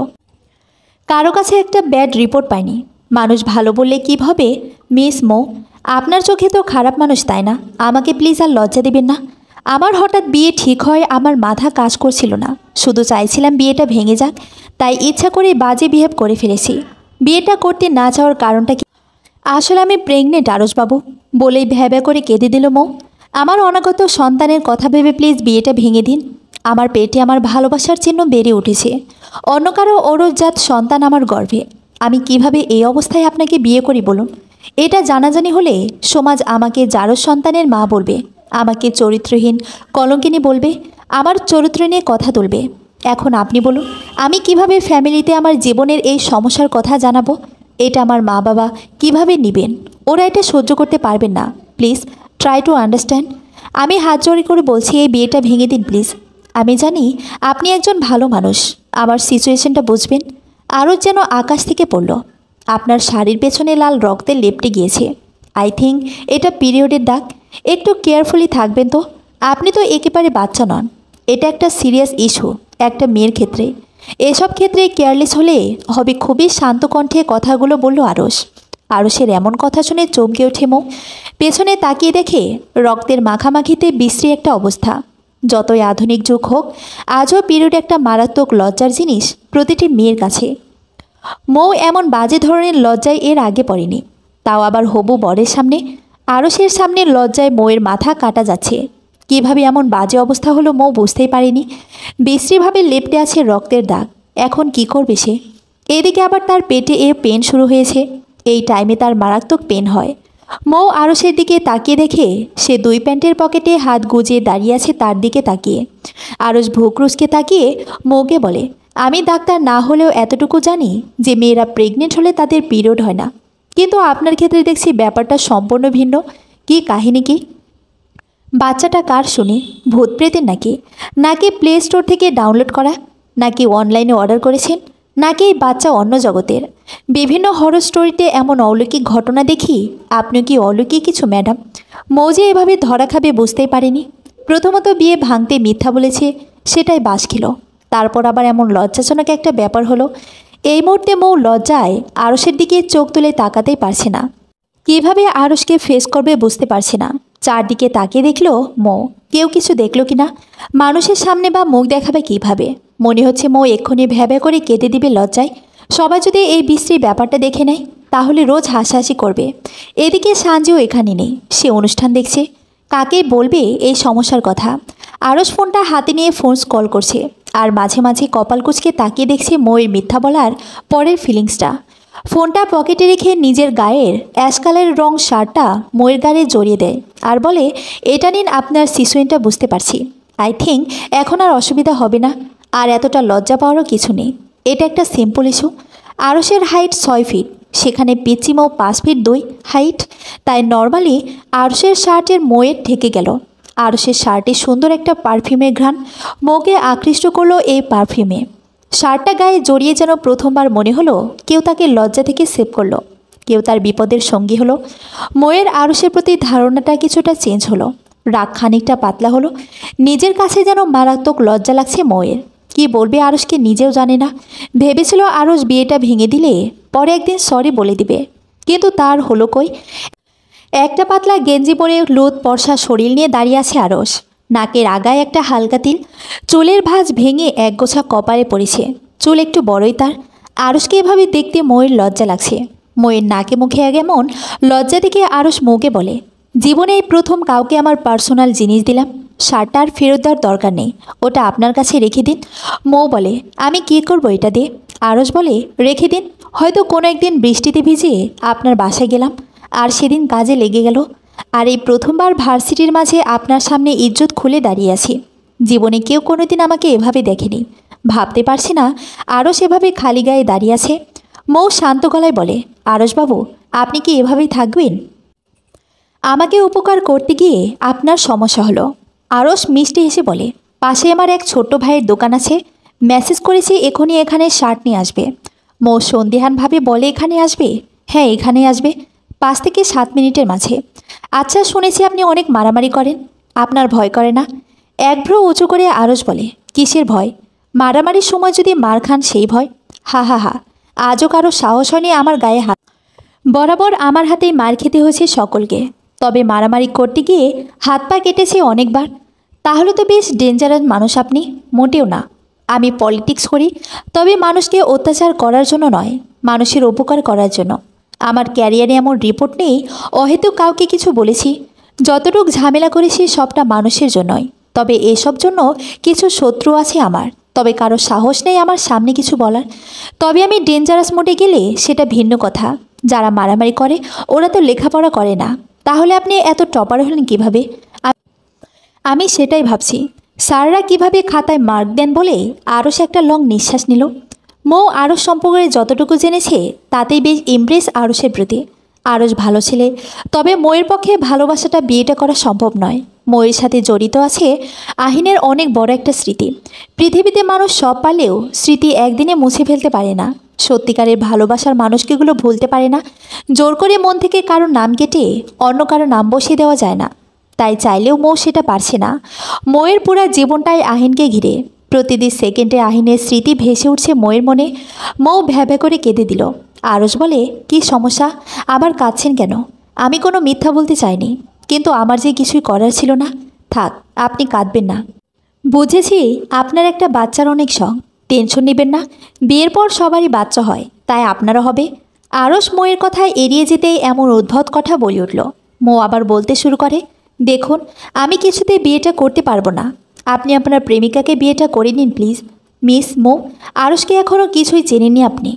আমার যেটা ভালো লাগে সেটাই করি, আজ অবধি সেটাই করে এসেছি। আপনি আপনার প্রেমিকাকে ঠকাতে পারেন না আরশবাবু। আপনাকে কে বলল আমি যাকে ভালোবাসি তাকে ঠকাবো? তাহলে তাকে বিয়ে করছি না কেন? কে বলেছে আমি বিয়ে করছি না? আমি আমার প্রেমিকাকেই বিয়ে করব। তাহলে আমাকে বিয়ে করছেন না, তাই তো? Thank you so much. আপনাকে বিয়ে করছি না এটা তো বলিনি। তার মানে আপনার এতটুক মাথায় কোনো মানেই ঢুকবে না। এমন সময় একটা ছেলে এসে বলে, ভাই এই নিন শার্ট, যেটা লাগে নিন। আরশ মোয়ের দিকে তাকিয়ে বলে, আপনি একটা পছন্দ করে দিন, দেখি কেমন পছন্দ আপনার। শার্টগুলো আনার সঙ্গে মোয়ের ওখানে থাকা ব্লু শার্টটার দিকে নজর যায়। মো আঙ্গুল দিয়ে দেখিয়ে বলে, এটা নিন। আপনি তো আর আমার মতো কালো না, এই শার্টে বেশ মানাবে আপনাকে। আরও শার্টটা গায়ে দিয়ে ফোনের ক্যামেরা অন করে নিজেকে ভালোভাবে দেখে নিল। নিজের ঠোঁট কামড়ে ধরে আরশ ফোনের ক্যামেরায় নিজেকে দেখছে। নাকের ডগার তেলটার জন্য আরশকে যেন বেশ কিউট লাগছে। মুখে হালকা খোঁচা খোঁচা দাড়ি, গালটা একদমই ফর্সা, চুলগুলো একটু লম্বা হতে সবসময় কপালে পড়ে থাকে। আরশ শার্টের হাতা গোটাতে গোটাতে বলে, কে বলে কালো তারে? সে তো শ্যামলতা। মৌ চোখ বড় বড় করে তাকিয়ে বলে, এক্সকিউজ মি। আরশ খানিকটা ঝুঁকে মৌয়ের দিকে এগিয়ে গিয়ে বলে, বলছি আপনার মতো শ্যামলতা আর কজন হয় শুনি? না জানি কজনকে খুন করেছেন এই মায়াবী চোখের মায়ে। মৌয়ের মাথায় ওপর দিয়ে গেল সবটা। সাইড থেকে গুটি কতক মেয়ে আরশকে দেখাদেখি করছে। অনেক সময় মৌ এটা নোটিশ করছে মেয়েগুলো আরশকে। মেয়েগুলোর চোখে মুখে যেন আরশের প্রতি মারাত্মক ভালো লাগা কাজ করছে। আরশবাবু, মেয়েগুলো কি আপনার পরিচিত? অনেকক্ষণ ধরে আপনাকে দেখছে, কিছু বলবে হয়তো। They are cast with me maybe, I am not sure. তাছাড়া আমি মেয়েদের ফলো করি না। বলতে বলতে দুজন ছেলে এসে বলে, ভাবি আসসালামু আলাইকুম, কেমন আছেন? মৌ ডানে বামে ছেলের দুইটা ভাবিকে খুঁজছে, কিন্তু দুঃখের বিষয় মৌ ছাড়া সেখানে কেউ নেই। ছেলে দুইটা কিছু ফুল মৌয়ের দিকে এগিয়ে দিয়ে বলে, এঙ্গেজমেন্টের শুভেচ্ছা ভাবি। মৌ ভদ্রতার রক্ষার্থে ফুলগুলো নিয়ে ছোট্ট করে ধন্যবাদ জানায়। আরশের দিকে ভাবান্তর চোখ নিয়ে তাকিয়ে আছে মৌ। আমি তো আহিন এলেই পালিয়ে যাব। ছেলেটা শুধু শুধু কেন মানুষজনকে বলে বেড়াচ্ছে নিজের বিয়ের কথা। আমার হবু বউয়ের সাথে পরিচয় করিয়ে দিচ্ছি, কি অদ্ভুত। ছেলেগুলো কিছুক্ষণ কথা বলে ওখান থেকে চলে যাওয়ার পরে মৌ আরশকে বলে, আমাকে একটা রিক্সা ডেকে দিবেন প্লিজ, বাসায় যেতে চাই। আরশ বলে, আপত্তি না থাকলে আমার গাড়িতে করে এগিয়ে দিতে আসতে পারি। এমন সময় সানজিও চলে আসে। মৌ কিছু বলার আগেই সানজি বলে, অবশ্যই, আপনি এগিয়ে দিলে অনেক ভালো হয়। সেদিন বাসায় ফেরার পর মৌয়ের মন অনেক খারাপ হয়ে যায়। মৌ একদিন ফোন না ধরাতে আহিন কয়েকশত চিঠি লিখে পাঠিয়েছিল। আহিনের দেওয়া একটা চিঠি মৌ পড়ছে। কোনো কারণে যদি গুরুত্বহীন মনে হয়, মস্তিষ্কের অ্যাপিটাফে আমার নামের সাথে যোগ হয় বিরক্তি। আমায় ভেবেই যদি শান্তকণ্ঠ বদলে যায় নিমেষেই, রাগ করে যদি দূরে সরিয়ে দিতে ইচ্ছা করে, আমার প্রতি আর যত্নশীলতা না কাজ করে, আমি তোমার দিকে হেঁটে গেলে তোমার দৌড়ে পালাতে ইচ্ছে করে, আমায় জানিয়ে দো। তবু আমায় নিলামে তুলনা অজুহাতের, সময়ের, কাজের, রাত কিংবা দিনের। আমায় জানিয়ে দো কতটা বিরক্ত জমে গেছে মনের নির্জন কোণে, কতটা গুরুত্ব হারিয়েছি অবচেতন মনে। পরিষ্কার করে বুঝিয়ে দিও অবহেলার মানে, অকারণ দূরত্বের মানেও বুঝিয়ে দিও। কত অনুভূতি বিক্রি করেছি সস্তা দামে, তা জানিয়ে দিও দ্বিধাহীন হয়ে দ্বিতীয়বার না ভেবে। কিছু অযৌক্তিক যুক্তি দিও ছুড়ে, অথবা ছড়িয়ে দিও পরিষ্কার কোনো বিচ্ছেদনামা। তবু আমায় নিলামে তুলনা অজুহাতের, সময়ের, কাজের, রাত কিংবা দিনের। আমার জন্য একটা অপ্রয়োজনীয় বিকেল কিংবা তপ্ত দুপুরে রেখো, যেখানে কোনো শব্দের বিনিময় ছাড়াই নিজ হাতে খুলে দিও সম্পর্কের বাঁধন। আশাহত প্রতিটি অপেক্ষার অবসান ঘটিয়ে চলে যেও, ফিরে তাকিও না কোনো বিষাদের ক্ষণে। চিঠিটা বুকে নিয়ে মৌ কাছে আর বলছে, একদিন না একদিন এই পৃথিবীতে দেখা হবে আমাদের। সেদিন একটাই কথা জানতে চাইব, কেন ছেড়ে গেলে আমায়? সোশ্যাল মিডিয়াতে মৌয়ের একটা ভিডিও ভাইরাল হয়েছে। আশেপাশে অনেকেই ফোনের ভিডিওটা গিয়েছে, সবাই দেখছে আর সমালোচনা করছে। এমন সাংঘাতিক ঘটনার কিছুই জানে না মৌ। ভোরের আলো মাত্র ফুটেছে, ভোরের পাখি কিচিরমিচির করে ডাকছে। সূর্যমামা এখনও উকি দেয়নি, পূর্ব আকাশ রক্তিম আবাতে ছেয়ে গিয়েছে। মৌ আর সানজি ঘুমিয়ে আছে। এমন সময় মৌয়ের আম্মু বাজ খায় গলায় চেঁচামেচি করছে। আম্মুর চেঁচামেচিতে মৌ আর সানজি লাফিয়ে ওঠে, বুক ধরপড় করছে ঘুমের মাঝে হঠাৎ চিল্লানিতে। মৌয়ের আম্মু মৌকে বিছানা থেকে টেনে নিচে নামিয়ে কয়েকটা চড় থাপ্পড় মেরে দিল। হঠাৎ এই মায়ের এর কোনো কারণে খুঁজে পেল না সে। অসভ্য মেয়ে, একদিন কলেজে যেতে পারোনি, তার মাঝেই ভাইরাল হয়ে গিয়েছো। ইন্টারে মহিলা কলেজে পড়েছিলাম, না হলে হয়তো তখনই ভাইরাল হয়ে যেত। এত মানুষ MBBA পাশ করেছে, কারো তেমন রেকর্ড নেই। তুমি একদিন যেতে না যেতেই ভিডিও ভাইরাল। এসব হয়েছে তোমার বাবার জন্য। তোর বাবার আশকরা পেয়ে আজ তোর এই অবনতি। কেন মেয়েকে এত লাই দিতে হবে কেন? আদরে বাদরে হয়েছে, আজ বাদে কাল যার বিয়ে তার ভিডিও ভাইরাল হয়েছে। বিয়ে ঠিক হয়েছে, তারা এগুলো দেখলে তোর সাথে সাথে বিয়ে ভেঙে দেবে। তোর বাবা কি যেমন তেমন ছেলে দেখছে তোর জন্য? ছেলে দেখতে যেমন সুন্দর, তেমনই ভার্সিটির টপার স্টুডেন্ট। তুই তো তার পা ধোয়া পানি খাওয়ারও যোগ্য না। আমরা না থাকলে SSC পাসও হতো না তোমার। লেখাপড়ার দিকে তো কোনো মন দিন কোনোদিনই ছিল না তোমার। সাঞ্জি তার কাকিমণিকে থামিয়ে দে বলে। কাকিমণি প্লিজ ওকে আর মেরো না, ও কী করেছে সেটাই তো বুঝছি না। মো আর সাঞ্জি অবাক, কিসের ভিডিও ভাইরাল হলো সেটাই বুঝতে পারছে না। তার তো তেমন কোনো ভিডিও নেই। সাঞ্জি বলে, কাকিমণি কিসের ভিডিও ভাইরাল হলো? ময়ের আম্মু তার বাবার ফোন বের করে ময়ের সেই নাচের ভিডিও দেখালো। নাচতে গিয়ে বিশ্রীভাবে পেট নাভি সব দেখা যাচ্ছে, ব্লাউজে স্পষ্ট সব বোঝা যাচ্ছে। দেখতে আসলেই খারাপ লাগছে। মায়ের কথার কোনো উত্তর দিল না মৌ, কারণ কিছু বললে তার আম্মু বিশ্বাস করবে না, উল্টা আরও বকাঝকা করবে। ময়ের আম্মু সোজা বলে দিল, বিয়ের আগে কোনো ভার্সিটি যাওয়া চলবে না। আর আরস হয়তো এত সময় ভিডিওটা দেখেছে, এক্ষুনি হয়তো ফোন করে বলবে তার পক্ষে বিয়েটা করা সম্ভব নয়। এক গাদা বকবক করে বেরিয়ে গেল। সাঞ্জি বলে, মৌ, ওই অসভ্য ছেলেগুলোর একটা উচিত জবাব না দিলেই নয়। দেখ তুই আমি কি করি। মৌ ঘরে শুয়ে শুয়ে কাঁদছে। তখন বেলা 11:30 বাজে। এমন সময় টংটাং সাউন্ডে ময়ের আম্মুর ফোন বেজে উঠল। ফোনের ওপাশ থেকে নম্র কণ্ঠ ভেসে এলো, আসসালামু আলাইকুম আন্টি, আমি আরস বলছি, কেমন আছেন? ওয়ালাইকুম আসসালাম বাবা, কেমন আছো? ময়ের আম্মুর বুক ধুরু ধুরু করছে। এক্ষুনি হয়তো আরস বলবে, আন্টি আপনার মেয়ের বাজে ভিডিও দেখলাম, আমার পক্ষে এমন মেয়েকে বিয়ে করা সম্ভব নয়, আমাকে ক্ষমা করুন। এমন সময় আরস বলে, আন্টি মৌ আজ ভার্সিটিতে আসেনি কেন? ক্লাস মিস করলে তো সমস্যা। ময়ের আম্মু যেন স্বস্তির নিঃশ্বাস ফেলল, কি বলবে বুঝতে পারছে না। আরস বলে, আন্টি মৌকে পাওয়া যাবে? ময়ের আম্মু ময়ের কাছে ফোন নিয়ে গিয়ে বলে, শোনো আরস, খুব সুন্দরভাবে কথা বলবে, আরও যেন কিছু বুঝতে না পারে। মৌ ফোনটা ধরে, জি বলুন। খেয়েছেন সকালে? হ্যাঁ, আপনি? আমার তো দুপুরের খাওয়ার টাইমও হয়ে এসছে, কিন্তু আপনি না খেয়ে কেন বলছেন খেয়েছেন? বললাম তো খেয়েছি। মন খারাপ আপনার মৌ? না তো, আপনার নাচের ভিডিওটা দেখলাম, ইউটিউবে বেশ ভালোই ভিউ হয়েছে। মৌ ভ্যা ভ্যা করে কেঁদে দিল। না কেঁদে দ্রুত রেডি হয়ে বাসার নিচে আসুন। আমি কোথাও যাব না। আপনার আম্মুকে কি জানাবো? আমি কিন্তু অনেকক্ষণ ধরে বাসার নিচেই দাঁড়িয়ে আছি। আর শুনুন, ভিডিওটা কোথাও নেই, সব জায়গা থেকে ডিলিট। এবার হাসুন এবং নিচে আসুন। আরসকে ময়ের পছন্দ হলেও প্রিয় মানুষ বা ভালোবাসার মানুষ হিসেবে পছন্দ নয়। আহিন ছাড়া কাউকে ওই জায়গাটা মৌ দিতে পারে না। মনের বিরুদ্ধে রেডি হয়ে বেরিয়ে গেল আরসের সাথে। আরস ড্রাইভিং করছে, পাশে বসে অঝরে চোখের পানি ফেলছে মৌ। আরস মৌয়ের কান্নার কারণটা বুঝেও চুপ আছে। মৌ জানে না আরস কোথায় যাচ্ছে, জানার আগ্রহ কাজ করছে না। শুধু ভাবছে আজ আহিন থাকলে ওই ছেলেগুলোকে উচিত শিক্ষা দিত। আবার ভাবছে আহিনের কথা কেনই বা ভাবছি, আহিন তো জীবনের শ্রেষ্ঠ কষ্টটা দিয়ে চলে গিয়েছে।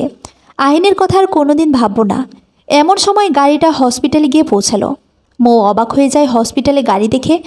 আরস গাড়ির দরজা খুলে বলে, নামুন। মৌ বলে, আমরা কোথায় যাচ্ছি? আসুন, বুঝতে পারবেন। মৌ অবাক হয়ে যায়। সেদিনের ভিডিও করা ছেলেগুলো হসপিটালের বেডে কারো পা ভাঙা, কারো হাত ভাঙা, একেবারে বিশ্রী নাজেহাল একটা অবস্থা। আরসকে দেখে ছেলেগুলোর কাঁপাকাঁপি শুরু হয়। ছেলেগুলা চোখ নিচু করে রাখে। আরস মৌকে বলে, জুতা খোলো আর এদের পিঠাও, আমি ভিডিও করে ইউটিউবে পোস্ট করে দিব। মৌ অবাক হয়ে যায়, ভাবতেও পারিনি আরস এতটা কেয়ারিং হবে। আরস ভ্রুকুঁচকে তাকিয়ে বলে, কি হলো মারো? মানুষ আজ তোমার নাচের ভিডিও দেখেছে, একটু পরে তোমার জুতা দিয়ে পিটুনি দেখবে।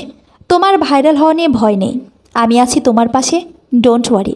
মৌ কিছু না বলে বলে, আরস বাবু থাক, ওদের লজ্জা থাকলে আর এমন করবে না। সেদিন র্যাগিংয়ের জন্য ওদের হাত পা ভেঙেছি, তাও লজ্জা হয়নি। ওদের সাহস কি করে হয়? ওরা তোমার সাথে বেয়াদবি করে। তোমার দিকে কেউ চোখ তুলে তাকালে আমি তার চোখ তুলে ফেলব।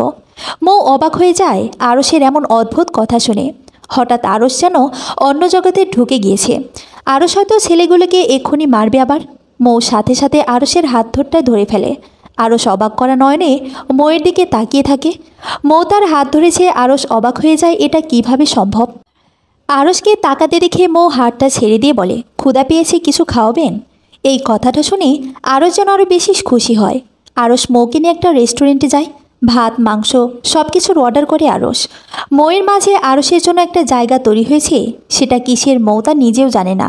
কেটে গেছে প্রায় 15 দিন। মৌ আরশের রোজ একটু একটু কথা হচ্ছে, দেখা হচ্ছে, বাইরে ঘুরছে। নিজের অজান্তে মৌ আরশের মায়ে জড়িয়ে যায়। হঠাৎ সানজির খুব মন খারাপ। সানজি এমন কাউকে ভালোবেসে ফেলেছে যেটা বলতে পারছে না কাউকে। বেশ চুপচাপ হয়ে গিয়েছে কিছুদিন। সানজির ভীষণ মন খাপের কারণটা সবার অজানা। হঠাৎ জানালার গ্রিল ধরে দাঁড়িয়ে আছে, মুখে কোনো কথা নেই। মৌ সানজিকে বলে, আপু কি হয়েছে তোমার? কিছুই বলছো না যে, এভাবে মন খারাপ করে আছো কেন? সানজি কিছুক্ষণ চুপ থেকে বলে, মৌ, আজ আমি বুঝছি আহিনকে হারিয়ে তুই কতটা কষ্ট পেয়েছিস। প্রিয়জন না হারালে বোঝা যায় না তার যন্ত্রণা কতটা ভয়াবহ হতে পারে। আজ আমি বুঝেছি মৌ হারানোর যন্ত্রটা কতটা ভয়াবহ হতে পারে। আমার খুব কষ্ট হচ্ছে মৌ, খুব বেশি। মৌ অবাক হয়ে যায়। এতদিন তো সানজির মুখে কোনো ভালোবাসার মানুষের কথা শোনেনি মৌ। তাহলে আজ হঠাৎ কাকে হারালো সানজি? আপু তুমি কাকে হারিয়েছো? যাকে ভীষণ ভালোবেসেছিলাম সে কোথায় আপু? সে হারিয়ে গেছে মৌ। কেন সে অন্য কাউকে ভালোবাসে? তোমার সাথে রিলেশন হওয়ার পর অন্য কাউকে ভালোবেসেছে? না, আমার ভালোবাসা এতদিন একতরফা ছিল। আমি ভাবতাম হয়তো ও বুঝবে, কিন্তু ও আমাকে আজ ফোন দিয়ে বলেছে ও আমাকে ভালোবাসে না। ওর ভালোবাসার মানুষ অন্য কেউ, তার সাথে দীর্ঘদিনের রিলেশন। আপু, আমি বুঝতে পারছি তোমার কষ্ট, কিন্তু ছেলেটা কে ছিল? আমার ফ্রেন্ড ছিল, আমার বেস্ট ফ্রেন্ডের ফ্রেন্ড। সেখান থেকে বন্ধুত্ব হয়। দুজনে ফোনে কথা বলতে বলতে আমরা এখন বেস্ট ফ্রেন্ড। ভেবেছিলাম আমি ওকে জানাবো আমার ভালোবাসার কথা, কিন্তু তার আগে ও আমাকে জানিয়ে দিয়েছে ওর রিলেশনের কথা। আপু ভেঙে পড়ো না, বুঝতে পারছি তোমার কষ্টটা। তবে ভালোবাসা সত্যি হলে সে তোমার হবে। আমার ভালোবাসা সত্যি মৌ, কারণ ও আমার প্রথম প্রেম। প্রথম প্রেম সবসময় সত্যিকারের ভালোবাসা হতে পারে না আপু। সত্যিকারের ভালোবাসা একজনের সাথে হয়, সেটা প্রথম প্রেম হবেই এমনটা নয় মৌ। হ্যাঁ আপু, তার বাস্তব প্রমাণ আমি আরশ আর আহিন। তুই কি আরশকে ভালোবাসিস মৌ? সেটা জানি না আপু, তবে আরশের অনুপস্থিতিতে আমি আরশকে মিস করি। ওর সাথে কথা বলতে ভালো লাগে। তখন আর আহিনের জন্য অতটা কষ্ট হয় না। যদি আহিন ফিরে আসে, আহিনকে দেখলে আমি সহ্য করতে পারবো না। কি করব সেটাও জানি না। তবে এটা সত্য, একদিন আহিন আমাকে পাগলের মতো ভালোবাসতো, আর আমিও আহিনকে। কেউ কাউকে ভুলতে পারে না আপু, তবে সময়ের সাথে সাথে কষ্ট সহ্য করার ক্ষমতা হয়ে যায়। হঠাৎ বাড়ির গেটে একটা বাচ্চা ছেলে এসে মৌকে খুঁজছে। হাতে একগুচ্ছ বেলি ফুলের মালা, সাথে একটা চিরকুট। মৌ অবাক হয়ে যায়, কে এই ছেলেটা? প্রায় তাকে চিরকুট আর বেলি ফুলের মালা পাঠায়। শ্যামলতা শুনছো? বেলি ফুলের মালা খোপায় পড়ে ছাদে দাঁড়িয়েও আমি না হয় আকাশ থেকে বর্ষা হয়ে ঝরে তোমায় দেখব। অসংখ্যবার তোমার সামনে গিয়েছি, কখনো বলতে পারিনি ভালোবাসি। তোমার সামনে গেলে জড়তাগুলো আমাকে আঁকড়ে ধরে, আমি কিছুই বলতে পারি না। হারিয়ে যায় তোমার চোখের নীল নীলাচলে। তোমাকে বছরের পর বছর ভালোবেসে আজও তোমার মুখে ভালোবাসি কথাটি শুনতে পারিনি, অথচ কত সহজে বলে দিলে তুমি অন্য কাউকে ভালোবাসো। এই আমি কি কখনো তোমাতে পরিণত হতে পারবো না? মৌয়ের কাছে খুব অবাক লাগে কে এই মানুষটা, যে দূর থেকে সবসময় মৌকে ফলো করে। অদ্ভুত, মৌ অচেনা কারো ডাকে যেন সাড়া দিবে, তাই মৌ ছাদেই গেল না। দেখতে দেখতে 6 মাসও কেটে গেল।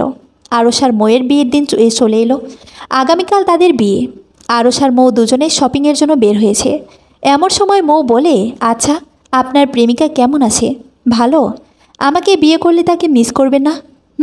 খুব করব। মৌ কথাটা শোনার জন্য মোটেও প্রস্তুত ছিল না। মৌ চেয়েছিল আরশ তাকে বলুক, না আমার কোনো প্রেমিকা নেই, আমি তোমাকে ভালোবাসি, আমি প্রেমিকা নামক মিথ্যা নাটক করি। কিন্তু আরশ মৌয়ের সব ইচ্ছাতে পানি ঢেলে দিল। মৌ হঠাৎ রেগে গিয়ে আরশের হাত সব ব্যাগগুলো দিয়ে রেগে বেগে বাসায় চলে এলো। মৌয়ের এই রাগটার জন্যই তো আরশ এর এত আয়োজন।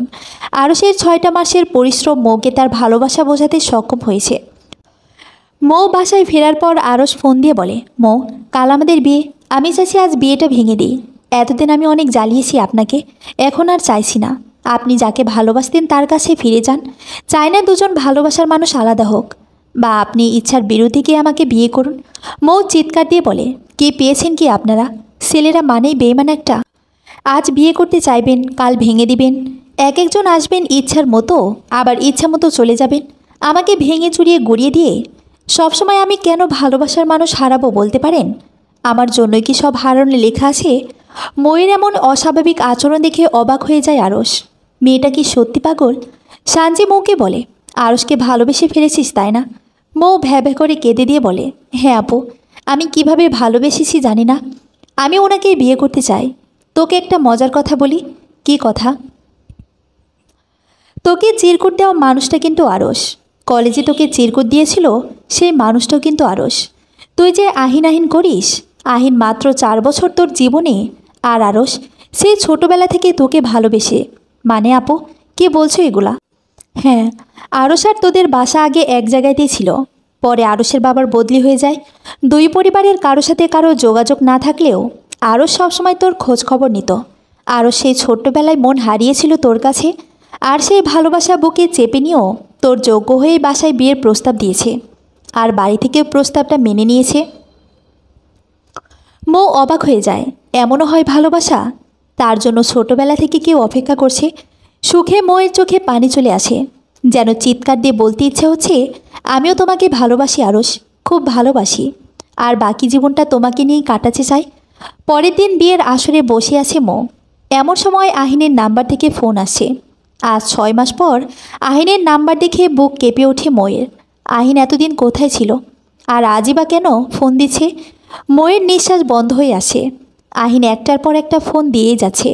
মৌ নিজেই বুঝছে না কি করবে। এমন সময় একটা মেসেজ আসে আহিনের। জান পাখি জানো, ভালোবাসায় না বড্ড কষ্ট। এই পৃথিবী আমাকে অনেক কষ্ট দিয়েছে তুমি হীনতায়। তোমাকে ছেড়ে থাকার মতো বিষাদ আর কিছুতে নেই। জানো, সেদিন তোমার বাবা আমাকে বলেছিল আমি যেন 6 মাস তোমার সাথে যোগাযোগ না রাখি। আমাকে দিয়ে মনের বিরুদ্ধে এমন চিঠি লেখানো হয়, আমাকে ভালোবাসার শর্ত দেওয়া হয় 6 মাসে নিজের পায়ে দাঁড়াতে হবে এবং তোমার সাথে কোনো যোগাযোগ রাখা যাবে না। তাহলে কোনো দিন তোমার বাবা মেনে নেবেন না। বলো, আমার কি করার ছিল? আমাকে যে ভালোবাসার কসম দেওয়া হয়েছিল। বিয়ের আসরে যখন প্রাক্তন ফোন করে, তখন একটা মেয়ে সিদ্ধান্তহীনতায় পড়ে যায়। আসলে কি করবে? মৌ বুঝতে পারছে না কি করবে সে। চোখ দিয়ে শুধুই পানি পড়ছে। এতদিন পর আহিনের ফোন। মৌয়ের অনেক খারাপ লাগছে। আহিন তো মৌয়ের জন্যই নিজের পায়ে দাঁড়াবে বলে এত কিছু করেছে। আহিনের তো কোনো দোষ নেই। ভালোবাসার এক অদ্ভুত খেলায় পড়ে গিয়েছে মৌ। মৌয়ের বুকের মাঝে আহিনের জন্য একটা স্পর্শকাতর জায়গা রয়েছে। 2 দিন আগেও মৌ আহিনের জন্য অপেক্ষা করেছে। মৌয়ের বিবেকের কাছে খারাপ লাগছে তার প্রথম ভালোবাসা আহিনকে সে কীভাবে ভুলে গেল। বুকের মাঝে এক করুণ তোলপাড়। এক মন বলছে আহিনের কাছে চলে যা, আবার আরেক মন বলছে না, আরুষকে তুই ভালোবাসিস। এমন সময় মৌয়ের বাবাকে ডেকে পাঠায়, আর ওর বাবার কাছে জানতে চায় এমনটা কেন করলো, এমন করে কেন আহিনকে কেড়ে নিল। মৌয়ের বাবা চমকে যায়, মৌয়ের এত কিছু কিভাবে জেনে গেল। মৌ জানতে চায় কেন মৌ কে তার ভালোবাসার মানুষের কাছে অপরাধী করা হলো। সে আজ আহিনকে কি উত্তর দিবে? মৌয়ের বাবা লজ্জা পেয়ে বলেন, আজ যদি তুই চলে যেতে চাস যেতে পারিস, আমি আটকাবো না। আরুষকে কিছু একটা বলে বোঝাবো আমি। কিন্তু মা, আহিন তোকে কতটা ভালোবাসে জানি না, তবে আমি আরুষের ভালোবাসা দেখেছি। আরুষ তোকে আহিনের থেকেও হয়তো বেশি ভালোবাসে। আমার মনে হয়েছিল আরুষের থেকে তোকে আর কেউ সুখী রাখতে পারবে না। আজ তুই যেতে পারিস মা আহিনের কাছে, আমি কিছুই বলবো না। আরুষ নামটা শুনেই মৌয়ের বুকটা কেঁপে ওঠে। আরুষ নামের মাঝে অনেক তৃপ্তি লুকিয়ে আছে। আরুষকে ছেড়ে যাওয়ার কথা ভাবতেই হাহাকার করে উঠল মৌয়ের বুক। মৌ আজ নিজের মনের কাছে ক্লিয়ার, সে আরুষকে ভালোবাসে। আরুষ ছাড়া থাকতে পারবে না। মৌ তার বাবাকে বলে, না বাবা, আমি আর আজ যেতে পারবো না। আমি আরুষকে ভালোবাসি। আমি আজ অনেক দূরে চলে এসেছি আহিনের থেকে। মৌয়ের বাবা যেন একটা মানসিক তৃপ্তি পেল।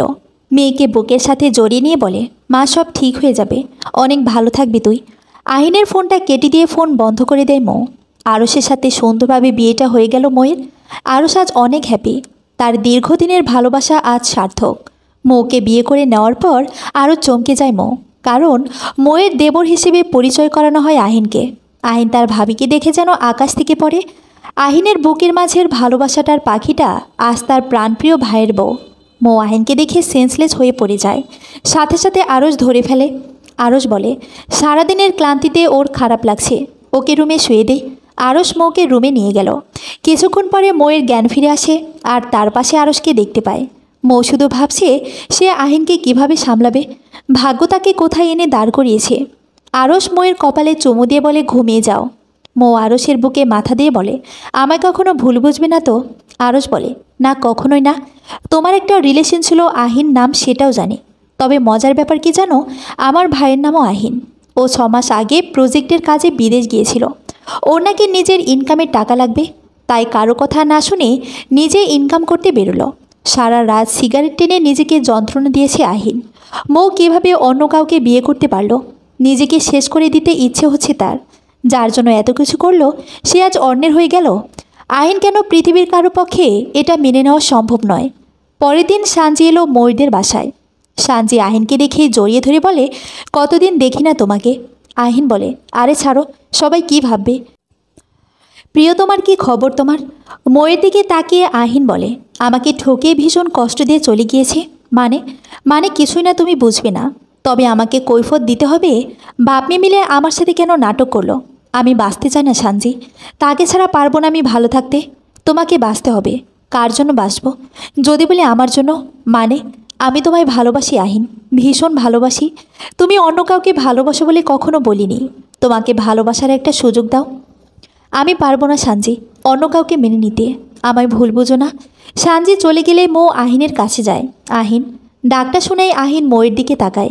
দুজনের চোখ ছলছল করছে। মৌ, তুমি কি সেই? তুমি কিভাবে পারলে আমাকে ঠকাতে? প্লিজ চলেও পালিয়ে যাই। আমায় ক্ষমা করো আহিন। তুমি আমার মনের গভীরে আছো, কিন্তু আমার হৃদয়ের বন্ধন আজ আমার স্বামী। তুমি চাইলেও সেটা আর হতে পারবে না। আমার বাবার দেওয়া এমন বাজে শর্ত কেন মেনে নিলে? তুমি একটাবার আমাকে জানাতে, কিছু একটু জানাতে। আমি খুব কেঁদেছি তোমার জন্য, কিন্তু তোমাকে পাইনি। সেদিন পাশে পেয়েছিলাম আরশকে। আমাকে প্লিজ প্রেশার দিও না আহিন। ভুলে যাও আমাকে, প্লিজ ভুলে যাও। আমি তোমাকে আর কোনোদিন ভালোবাসি বলতে পারবো না। তুমি সাঞ্জি আপুকে ভালোবাসা ট্রাই করো। সাঞ্জি আপু খুব ভালো, তোমাকে অনেক ভালোবাসে। তোমার ভাইয়ের জন্য অন্তত ভুলে যাও অতীত। তুমি যাবে না মৌ? আমি গেলে সবাই বলবে আমি স্বামীর ঘর ছেড়ে পালিয়ে গিয়েছি, আমি চরিত্রহীনা। সবাই আমাকে খারাপ চোখে দেখবে আহিন। শুধুমাত্র এটাই কারণ না মৌ, তোমার চোখ অন্য কিছু বলছে। তুমি ভাইয়াকে ভালোবাসো। হ্যাঁ আহিন, আমি ওনাকে ভালোবাসি, ভীষণ ভালোবাসি। সেই ভালোবাসা আমি তোমাকে বাঁচতে পারিনি। একদিন তুমি ছাড়া কষ্ট হতো, কিন্তু আজ ওকে ঘিরেই আমার বেঁচে থাকা। আহিনের যেন বুক ফেটে চৌচির হয়ে যাচ্ছিল। আহিন এটা ক্লিয়ার বুঝতে পারছিল মৌ আর আস্থার নেই। আহিনের যন্ত্রণাটা ছিল পৃথিবীর সবথেকে কষ্টের যন্ত্রণা। প্রিয় মানুষ হারানোর কষ্ট বড়ই যন্ত্রণার, কিন্তু সৃষ্টিকর্তা যার সাথে যাকে বেঁধেছেন। আহিন মৌকে বলে, তুমি বায়না করেছিলে ভালোবাসতেই হবে। আমি ভালোবাসলাম। সব কিছু উজাড় করে দেওয়ার পর আমি যখন বায়না করলাম থেকে যাও, ঠিক তখনই তুমি আকাশের মতো রং বদলালে। থেকে যেতে আর পারলে না। কোনো কিছু না ভেবেই অমনি তুমি চলে গেলে চোখের সীমানা ছাড়িয়ে। একবার পিছু ফিরেও দেখলে না। আমার হাসি, আমার কান্না, সব কিছু যে তোমায় ঘিরেছিল। সেই তুমি চলে গেলে আমি কেমন করে থাকবো? একবারও সে কথা ভাবলে না? যে তুমি বলেছিলে জীবনে কখনো যদি ঝড় আসে আমাকে কখনো একা ফেলে যেও না, সেই তুমি কেমন করে পারলে আজ আমায় ছেড়ে যেতে? একটু কি মন কাঁদেনি তোমার? যে তুমি আমায় হাসতে বায়না করতে, জড়িয়ে ধরতে বায়না করতে, সেই তুমি আজ কেমন করে তোমার হাত ধরে রাখার অধিকারটাও কেড়ে নিলে? আমার চোখে জলও আজ তোমার চোখে পড়ল না। তাহলে কি সম্পর্ক পুরনো হলে সহস্র আবেগ অনুভূতিতে মিশে থাকা ভালোবাসা এভাবেই দীর্ঘশ্বাস হয়ে যায়? নাকি তোমার মতো মুখোশধারী ভালোবাসার মানুষ বায়না করে ভালোবাসা পাওয়ার পর আয়না হয়ে যায়? মৌ কোনো উত্তরই করতে পারে না। আহিন নিজের ভাইকে খুব ভালোবাসে। ও কখনো নিজের ভাইকে কষ্ট দিতে পারবে না।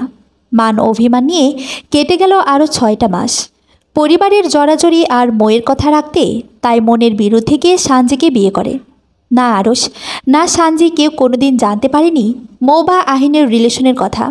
আহিন কষ্টবুকে চেপে রেখে সাঞ্জিকে বিয়ে করে। কিন্তু এই বিয়ে একদিন ধীরে ধীরে ভালোবাসাতে পরিণত হয়। ভালোবাসা সত্যি রং বদলায়। কেটে গেছে 3টা বছর। আজ আহিন সাঞ্জিকে খুব ভালোবাসে। মৌয়ের নামটা ধীরে ধীরে মুছে গিয়েছে। সাঞ্জিকে নিয়ে অনেক ভালো আছে। মৌ আর আরশও আজ অনেক বেশি ভালো আছে। আরশ মৌকে সব ধরনের খুশি দিয়েছে। মৌয়ের জীবনে আরশই ছিল সত্যিকারের ভালোবাসার মানুষ। মৌই ছিল আরশের বর্ষা বিকেলের ঢেউ। আহিন যে এখনও মৌয়ের জন্য কষ্ট হয়, সেটা আহিন কাউকে বুঝতে দেয়নি। তবে সে আজ সাঞ্জির ভালোবাসায় পরিপূর্ণ। সমাপ্ত।